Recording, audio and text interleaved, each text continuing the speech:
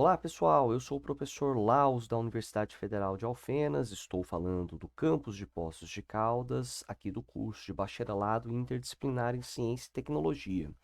E este vídeo é a segunda parcela do sétimo vídeo de uma série que vem apresentando ferramentas introdutórias na parte de metrologia e tratamento de dados, buscando, reunir aqui uma coleção de boas práticas para você tratar com um pouco mais de carinho os seus dados experimentais.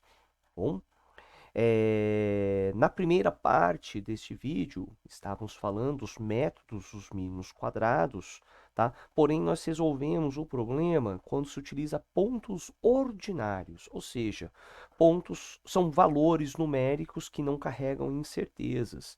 E para o ponto de vista, né, de experimentos, física, química, biologia experimental, você não pode utilizar o MMQ na sua forma ordinária. Você vai precisar trabalhar na sua forma ponderada, pois você deve considerar, neste caso, as suas incertezas, tá bom? Então, a primeira parte do vídeo é mais para a gente entender o conceito, mas ela ainda não te serve, se o seu problema, se você está assistindo esse vídeo, para reforçar aí as suas dificuldades em torno de tratamento de dados experimentais, tá bom? Então, vamos considerar a partir deste vídeo os dados experimentais e vamos adaptar o que nós vimos na primeira parcela a essa questão das incertezas, como as incertezas entram aqui, tá? Mas antes de entrarmos no formalismo matemático, eu gostaria de apresentar a você a ideia, o conceito, né, e como devemos encarar essa incerteza mediante um ponto. Isso, né, essa discussão é importante para que você aprenda ou você tenha uma noção de como interpretar os seus dados, tá? Então eu coloquei aí os mesmos valores que eu fiz no exemplo anterior, tá? Porém, tá? Dessa vez considerando incertezas, tá? Para que a gente também para que você possa assistir os dois vídeos, fazer uma comparação e também, por que não, tirar suas próprias conclusões, tá bom? Bom, a grande questão, pessoal, é que quando você considera pontos, eu preciso considerar uma reta que se aproxime de forma de mesmo peso para todos os pontos. Todos os pontos são tão importantes quanto tem a mesma importância todos os pontos, tá? Isso aí para o caso do MMQ ordinários, tá bom? Agora, quando a gente trabalha com valores ponderados, ou seja, eu estou levando a sua incerteza em consideração, isso quer dizer que incerteza, quando eu olho para este ponto aqui, tá? Eu tenho que passar uma reta perto desse ponto. Opa, não é bem isso, tá? Porque eu não sei se esse ponto está aqui. Olha a incerteza dele, tá bom? Então o raciocínio aqui é, se a incerteza daquele ponto é pequenininho, eu tenho que dar muito moral para aquele ponto, porque a chance daquele ponto realmente estar ali é muito boa. Agora, quando a barra de erro está grande, está muito grande, eu não sei se aquele ponto está exatamente ali, né? Geralmente a gente trabalha com a média, né? Eu não sei se ele está exatamente ali, tá? Ele poderia estar, né, com uma probabilidade de 68% em qualquer em qualquer ponto ao longo dessa distribuição dessa barra. Então quer dizer que para barras maiores eu tenho que dar menos moral, tenho que penalizar estes pontos. E aqueles que têm barras menores, esse eu tenho que pontuar mais, tá? Então, de forma bastante grosseira, falando, a ideia, opa, né, a ideia básica, né, é que você dê um maior peso para valores que têm pouca incerteza e penalize mais aqueles que têm grandes incertezas, tá certo? Então, o que a demonstração matemática dela é relativamente simples. No vídeo anterior, eu demonstrei a vocês como nós chegamos a este sisteminha aqui, tá? Agora, o que nós vamos fazer é considerar esta ponderação. E essa ponderação é pegar exatamente essa função e pegar todas essas componentes e multiplicar por 1 dividido pela incerteza ao quadrado. Então, note que para aquele ponto que tiver uma incerteza muito grande, todo aquele ponto vai ter uma pontuação menor dentro desse somatório que eu preciso minimizar, tá? Né? E por outro lado, né, somente para como um exercício, se essa incerteza é muito pequena, esse valor aqui começa a aumentar e ele começa a apresentar uma importância maior no somatório. Então, uma forma de eu ponderar e pontuar se aquele ponto tem que ser mais, se ele vai ser mais relevante ou menos relevante na hora de determinar a minha função, tá bom? Então, em termos matemáticos, tá? Lá no primeiro vídeo eu defini uma função, que lá eu chamei de função diferença, tá bom? Né, que é a diferença em y, já que em ΔX a gente considerou que a gente sempre vai adotar o mesmo x, não vamos trabalhar com ΔX é igual a zero, né? Então, é o meu ponto e o ponto da curva, né, onde melhor se ajusta. Então, a gente trabalha com o quadrado disso.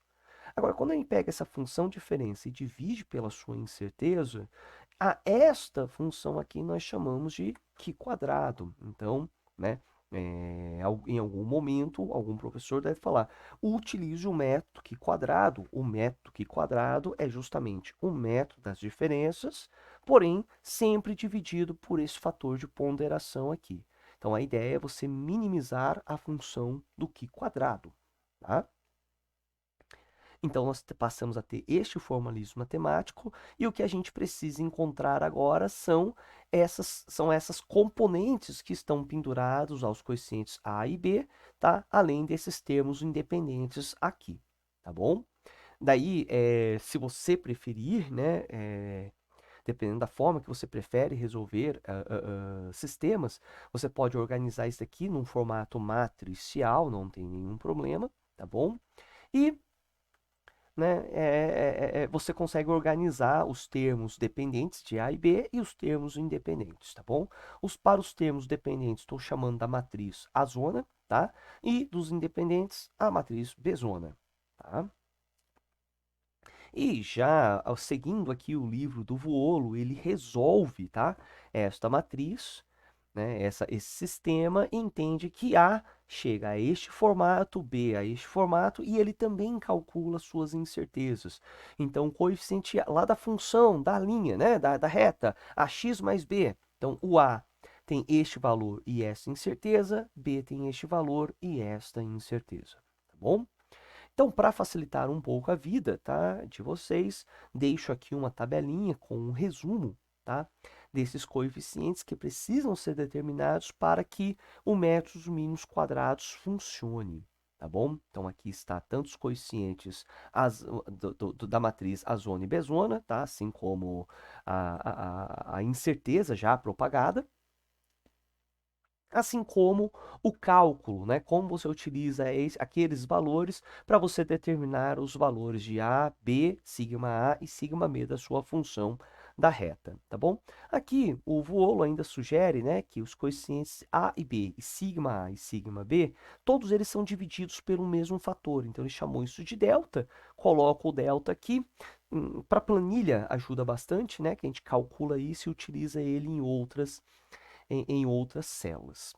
Porém, antes de nós pularmos para o exemplo, vale a pena a gente citar e apontar uma armadilha que existe neste método, tá bom?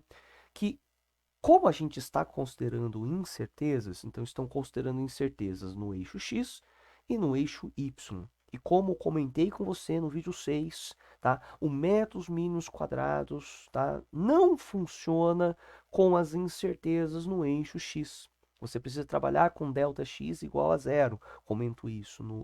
Começo a falar isso no vídeo 6 e falo mais sobre isso no vídeo 7, parte 1, que é o vídeo que antecede a este. Então, se você não se lembra disso, vale a pena dar uma pausinha, voltar lá e verificar se você está fazendo, né, se suas anotações estão completas, tá? Mas voltando ao assunto, pessoal, quando você pega então, né, tem a incerteza em y propriamente dito e tem a incerteza em x. A incerteza em x tem a técnica de transferência de incerteza lá do vídeo 6, que você, ao aplicar, você traz ela então para um único eixo. Então, todas as incertezas agora ficam representadas no eixo y, portanto, o método MMQPA ele pode ser aplicado agora, tá bom? Aí está um certo problema, pessoal.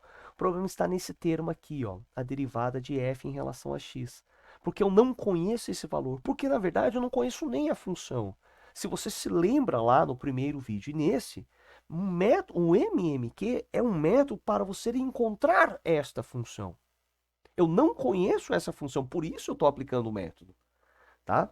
Então, se eu não conheço a função, tampouco eu conheço a sua derivada, tampouco é possível eu calcular a incerteza. Então veja que você acaba caindo em um looping, na verdade, tá? Porque se a ideia é você encontrar os coeficientes a e b da função. Só que para calcular o coeficiente a e b da função, você precisa dos coeficientes azão e bzão, que nós vimos aqui, ó. Depende, né, de toda da matriz azona e bezona, para você calcular azinho, bzinho, sigma a, sigma b. Porém, para calcular azão e bezão, né, os coeficientes da matriz azona e da matriz bezona, eu preciso de sigma, pessoal. Porque veja que todos os termos dessa tabelinha aqui dependem de sigma. Que, por sua vez, se eu preciso de sigma, eu preciso da função. Ou seja, eu preciso de a e b para ter a função, para eu conseguir derivar ela. Então veja que isso cai em um determinado looping, tá? E aí que entram as técnicas de programação. Vale a pena dar um pulo lá no caderno de cálculo numérico, da unidade curricular de cálculo numérico, onde, tá, o professor tenha comentado sobre o método dos mínimos quadrados. Geralmente ele ensina o ordinário. Se a turma dá conta, consegue acompanhar, né? É uma ementa muito grande, geralmente, né? Mas é desejável também que o professor tenha abordado o MMQ com valores ponderados, tá bom? Além disso, tem um macetezinho, tá? Que você consegue enganar o Excel. Aqui eu gostaria de cumprimentar o professor Daniel, deixar os créditos a ele, tá? Que ele fez um vídeo, né, muito prático, com exemplos, né, de como utilizar o Excel e resolver justamente esse looping que ele está aí, que eu estou apontando, acusando que existe, tá? E é uma estratégia muito simples. Ele começa com um valor provisório de y, tá? E ele vai refinando ele começa com um valor, ele chuta um determinado valor de delta, tá? De sigma, e ele vai refinando isso, tá? Até que uma hora o Excel não dá conta de calcular mais, tá bom? Então, vou deixar inclusive, tá, na descrição desse vídeo, um link que te direciona ao canal do professor Daniel. Lá ele tem este vídeo, ele vai fazer exatamente esse mesmo exemplo que eu vou fazer, porém na linguagem do professor Daniel. Se você achar que, eu até recomendo que você faça isso para ter uma complementação da sua explicação, tá bom? Assim como, né, convido você a acompanhar o canal do professor Daniel, que tem muito assunto interessante lá, tá bom? Então, bora para a planilha de Excel, pessoal, tá? Bora para a nossa planilha de Excel. Ele já está preenchido aqui, mas não se preocupem, vamos fazer juntos, passo a passo aqui, tá? Eu vou, então, zerar aqui a minha planilha para que possamos fazer juntos aqui a nossa planilhinha, tá bom? Então, a proposta é que você não considere o sigma 2, é um valor que você não conhece, tá? E para conhecer, você tem que vencer aquele looping que eu havia comentado com vocês. Então, vamos chutar um valor, tá? Chutar um valor e partir disso e vamos refinando ele, tá? A proposta lá do vídeo, professor Daniel, é que a gente pega somente a incerteza em y, tá bom? Só que neste caso eu vou pegar ela ao quadrado, pois eu vou usar o tempo todo ela ao quadrado, como você pode ver neste formulário aqui. Vamos deixar aí. O formulário está aqui no canto do seu vídeo, tá? Então, notem que para todos os valores vamos precisar do coeficiente A, bom? Então, agora conseguimos ver as duas parcelas de vídeo, tá? Então, agora vamos lá. O valor de A1 está aqui, tá? ele vai depender do xi ao quadrado e eu ainda tenho que dividir por aquele sigma i ao quadrado que eu considerei anteriormente. Então, vamos lá. Vamos preencher isso. Então, a este ponto, ele vai receber o valor de xi, ele tem que estar ao quadrado, e no final das contas eu tenho que dividir isso pelo sigma ao quadrado, tá bom? Eu vou arrastar para que o mesmo valor valha para as células de baixo. Voltando lá para a nossa colinha, o valor de A112, que na verdade é o mesmo de A21, tá?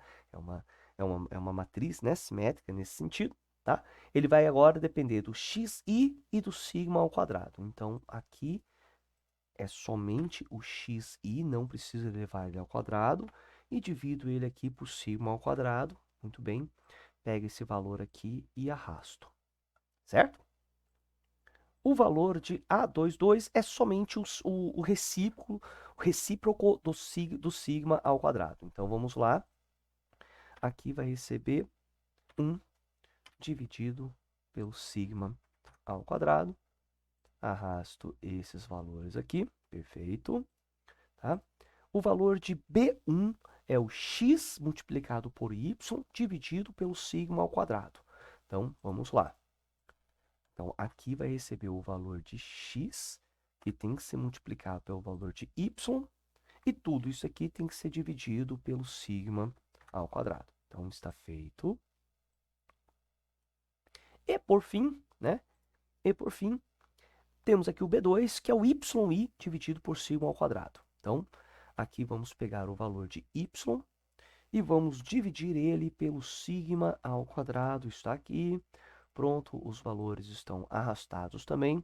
Então, nós temos aí a nossa primeira, o nosso primeiro bloco de trabalhinho realizado. É importante e vale muito a pena lembrar que esses coeficientes aqui, eles são somatórios. E aqui a gente pegou só os elementos que ainda precisam ser somados, né? Então, vamos pegar a soma aqui desses três valores, tá? E, obviamente, eu posso aplicar a mesma regra até este ponto aqui. Perfeito até aqui, pessoal? Então, aqui, esse primeiro bloco é como a gente encontra de A a B. Aqui agora, a gente vai ter que também determinar os valores de Azinho, Bzinho, sigma A, sigma B. Mas perceba que todos dependem desse delta. Então, vamos resolver esse delta aqui primeiro, tá? E o delta, ele fala que é A22 vezes A11 menos A1 ao quadrado. Então, vamos lá. Deixa eu só organizar a tela aqui para que ele fique um pouco mais didática. Agora sim, tá? Então, esse cara aqui tem que receber os seguintes valores. O A22, que é aqui na coluna J, tem que multiplicar ele por A11, que está aqui na coluna H, e eu tenho que subtrair agora o A12 ao quadrado. O A12 está aqui na coluna I. Esse aqui eu coloco ao quadrado, aquele ali deve ser o valor de delta. E com o valor de delta, vejam agora que eu consigo encontrar os valores dos coeficientes. Então, primeiro vamos para o coeficiente angular, o coeficiente A. Aqui ele pede para ser o A22, que é o J, multiplicado pelo B1, que é o K. Isso eu tenho que subtrair agora do A12, que está no I, e ainda tenho que multiplicar pelo B2, que está no L, tá? E tudo isso tem que ser dividido, tudo isso tem que estar dividido por delta, dividido pelo valor de delta. Então, deixa eu só verificar, o J5 é o A22, o J5 é o A22, o K5, o K é o B1, depois menos está ali, menos o A12, que tem que estar no I, multiplicado pelo B2, que tem que estar no L. E tudo isso dividido pelo delta. Perfeito. Tá? Ó, saiu meu primeiro coeficiente angular ali, né? Agora vamos pegar o B. O B, vocês podem observar aqui, é o A11, que está na coluna H, que multiplica pelo valor B2, que está na coluna L. Ainda tenho que subtrair de A12, que está na I, que por sua vez é multiplicado pelo B1, que está na K. Tudo isso, mais uma vez, tem que estar dividido por delta. Aí o meu coeficiente angular, perdão, meu coeficiente linear, o sigma, opa, eu só cometi uma gafezinha aqui, pessoal, tá? Que isso aqui tem que estar na raiz, né? Olha só, é disso aqui que eu estou falando, ó. Aqui, ó, né? Então, ele tá, as variâncias estão ao quadrado. Como aqui é somente sigma, eu tenho que dividir, eu tenho que pegar a raiz desses valores aqui, depois eu corrijo. Então, aqui recebe raiz de quem? Do A22. O A22 está no J, tá? E ainda tem que dividir pelo delta. Pronto, essa é a minha primeira incerteza. E a segunda incerteza também é uma raiz, só que eu tenho que pegar agora o valor de A11 que está em H e dividir isso daqui pelo delta. Perfeito. Aqui estão, então, os valores, pessoal, do meu primeiro chute, tá? Da minha interação zero. Com a minha interação zero termina quando eu, enfim, calculo o sigma. Então, só para você lembrar aqui da fórmula do sigma, caso você não se lembra, é a incerteza de y ao quadrado multiplicado pela a derivada da função ao quadrado. Função, pessoal, é ax mais b. Eu tenho que derivar isso por x. Então, vale A. Tudo bem para você? Ax mais b, derivada disso, né? B corta, porque não depende de x, derivada de ax é A, tá bom? Então, então aqui a gente vai usar A ao quadrado, que nós já calculamos aqui, e por fim o sigma x ao quadrado. Então, aqui vai pegar o sigma y ao quadrado mais o A ao quadrado, que multiplica o sigma x ao quadrado. Então, esse daqui é a minha primeira incerteza. Também vou tomar um pequeno cuidado aqui. Opa, eu acho que eu fiz uma pequena besteirinha. Em vez de calcular o sigma y, eu peguei o y, né? Agora sim, está certo. E vou tomar mais um cuidado aqui, pessoal, que em cima da célula, né? Que tem aqui o A, eu vou cifrar ela. Para eu poder arrastar, né? Para eu poder arrastar. E eu não mudar a posição do A, porque eu sempre preciso desse A aqui, tá bom?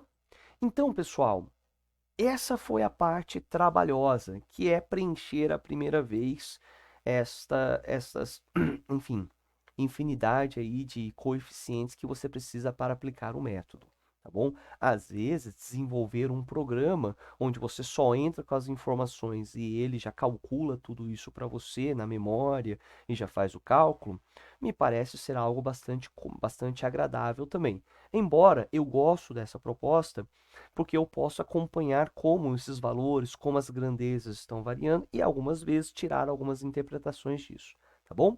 Agora vamos lá. Como que a gente faz o método de refinamento, tá?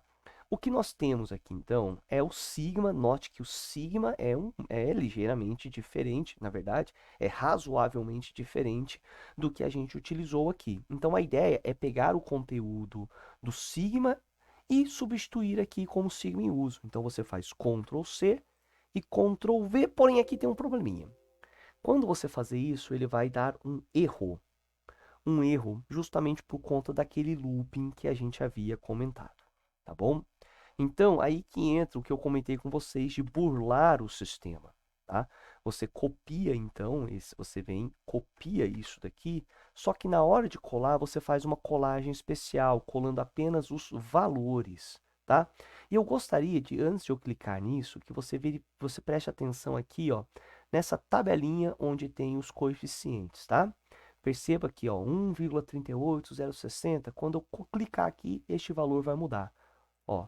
Pronto, né? Porque ao substituir o valor, tudo foi atualizado, inclusive o sigma i foi atualizado, né? E Obviamente, os coeficientes atualizando, o sigma i também atualiza, tá? E o que você precisa fazer? Algumas vezes até que esse valor aqui pare de variar. Vamos dar uma olhada? O angular está 1,41262. Então vamos copiar aqui mais uma vez. Lembre-se que é colar valores. Atualizou 1,41331. Tá, mudou, né? Vamos pegar mais uma vez, colar 1,413. Olha, onde esse último 3 era 1 e agora ele virou 3. Eu ouso dizer que mais uma vez não vai. Eu acho que ele vai. Pronto, ele não atualiza mais, ó. Mudou alguns valorzinhos aqui em cima, mas aqui embaixo ele não variou mais, tá? Faça isso mais umas 5 vezes, né? Por desencaixe de consciência, ó, não mudou. Não mudou. Ó, Ctrl C, colou, ó, 1, 2, 3 e já. Aí, ó, percebam, não mudou mais nada. Tá bom, gente? Então, esse é uma planilhinha que eu acho que vale a pena você ter, tá? Uma cópia dela, você, por favor, assista esse vídeo, desenvolva a sua passo a passo, tá bom? E no dia de um experimento, o que você vai ter, em vez de ter 3 pontos experimentais, tenham lá os seus 50, 60, 100 pontos experimentais, tá? É sempre, basta você chegar aqui e adicionar, né? Você vem aqui na linha limite e pede para inserir, que daí ele já insere aqui uma linha para você, sem nenhum, ele já insere uma linha, e os cálculos ele já inclui, ele não inclui, tá? Então você precisa atualizar os cálculos também. Tá? Ele tá, ó, note que ele está indo só até a linha 4, né? E ele não está incluindo a linha abaixo aqui, tá? Então, mas o importante é você entender a lógica e conseguir reproduzir isso com mais dados. Tá bom, pessoal? Então, é isso que eu tinha que falar nesse vídeo, tá bom? A gente volta com o vídeo agora com a parte de análise, tá bom? Um grande abraço e até a próxima.